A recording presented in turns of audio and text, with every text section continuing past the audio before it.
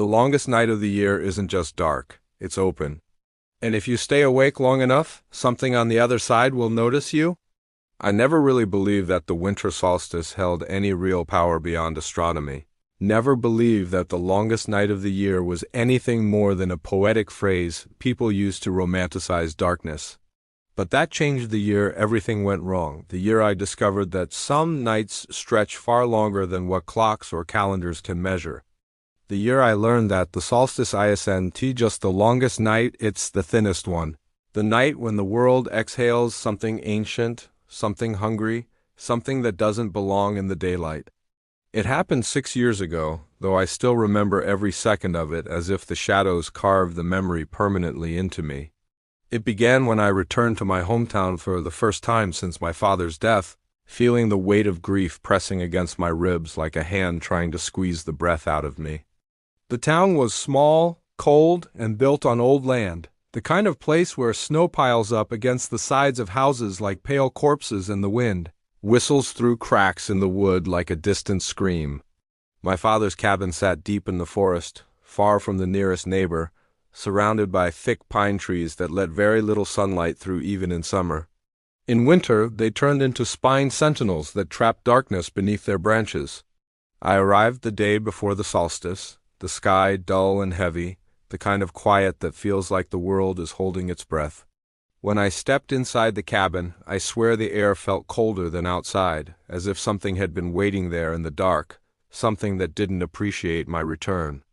I tried to ignore the feeling as I set my bags down, lit a fire, and looked around the space that had once been warm with my father's laughter, but now felt hollow, suffocated by silence.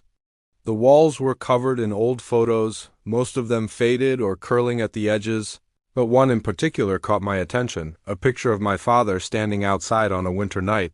The trees behind him completely black, his smile stretched thin, not like happiness but like a grimace. I had never seen that picture before, never seen him look like that, and something about the darkness behind him made me shiver. That night I went to bed early, hoping to escape the strange pressure in the air, but sleep didn't come easily. Every time I started to drift, a faint tapping sounded somewhere in the cabin, like someone gently drumming fingertips on wood. At first I thought it might be branches in the wind, but the rhythm was deliberate, almost thoughtful, and always stopped the moment I sat up. At around 3 in the morning, just when the fire had burned down to embers, I heard a whisper, soft, unintelligible, but unmistakably a voice coming from the other side of the room. I froze, heart thundering in my chest, straining to hear it again, but the cabin fell silent. I stayed awake until dawn, wrapped in blankets, staring into the atrophy of the dying fire. When morning finally came, the light through the windows looked wrong gray, diluted, as if filtered through something thick and unnatural. It didn't feel like morning at all, it felt like dusk. I tried to shrug it off, telling myself the forest simply blocked more light than I remembered. But the feeling gnawed at me all day, a subtle but relentless pressure like being watched. By late afternoon, the sky had darkened so much it looked like night had arrived early. And that's when I remembered the date, the solstice, the longest night of the year. My father used to say strange things about that night, muttering warnings about staying inside, keeping the fire lit, not looking out the windows no matter what I heard. I always dismissed it as superstition. Now, alone in the cabin with shadows pressing against the glass, his warnings felt less like old stories and more like instructions.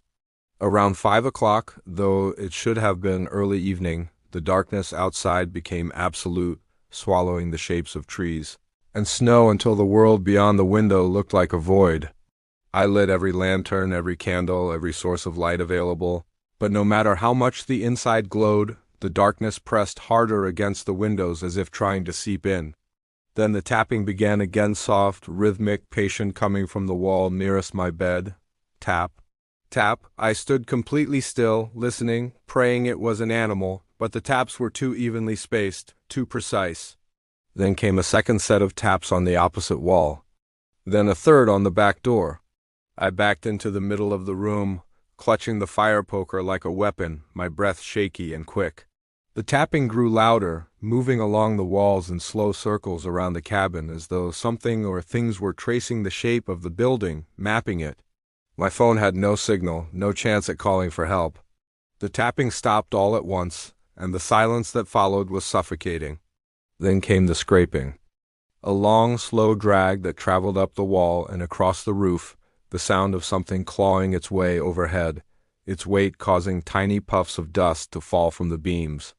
I stepped back as the scraping passed above me, my pulse beating so violently I thought it would burst through my skin, and the fire flickered as though reacting to the presence, shrinking away from some unseen force.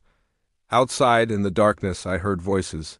Not one, but many, whispering in tones too low to understand, rising and falling in a slow cadence, like a chant or a language older than the forest itself. My father's voice rose in my memory. Don't look outside. Don't listen. Don't acknowledge them. I stumbled backward until I hit the wall, squeezing my eyes shut, trying desperately to block out the whispers that were growing louder, more eager, as if they knew I could hear them. When the whispers stopped abruptly, the silence was worse, much worse. I opened my eyes and realized the fire had gone out completely, though I hadn't taken my eyes off it. The entire cabin was plunged into a dim, sickly glow from the lantern, and even that light seemed to shrink in the darkness. Then from the front door came a knock, slow, deliberate, knock, knock, knock. Something in the rhythm felt familiar, like the tapping earlier, like the voice that whispered, but louder now, demanding. I didn't move, didn't breathe. Another knock. Then a voice right behind the door speaking my name.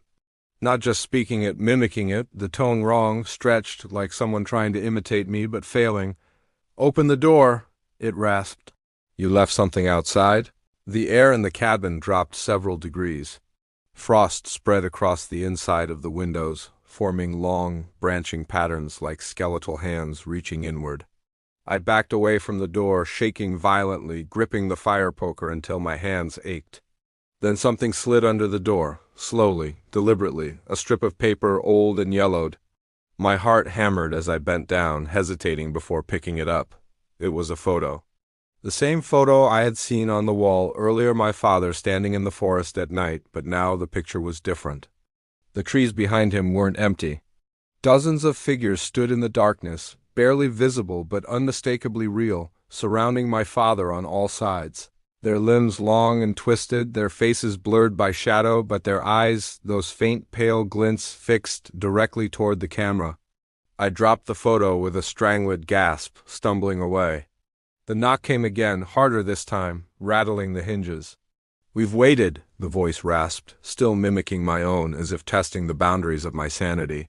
The night is long. The lantern flickered violently, as if struggling against some unseen pressure, and the shadows in the corners of the cabin began to move, stretching, swirling, pulling themselves into shapes that rose from the floor like smoke becoming solid. Dark silhouettes, tall and thin, with too many joints bending in impossible angles. I screamed and stumbled back toward the fire pit, grabbing the nearest match, striking it with trembling hands. The small flame bloomed, scattering the shadows into violent retreat, and I threw it into the fire pit along with every scrap of wood within reach. The flames roared instantly, unnaturally fast, as though the fire wanted to burn. As light surged through the room, the shadows shrieked, a sound like wind tearing through bone and dissolved into nothing. The knocking at the door stopped. The whispers outside hissed in agitation. Then the temperature plummeted so fast the fire nearly extinguished, shrinking into a weak, flickering glow. I lunged forward, feeding it more wood, desperately keeping it alive. Outside, the voices grew louder, circling the cabin like a storm of whispers, scraping against the walls, tapping at the windows, calling my name in dozens of variations. Hours passed, hours that felt like days, and the darkness outside never changed. Time didn't move.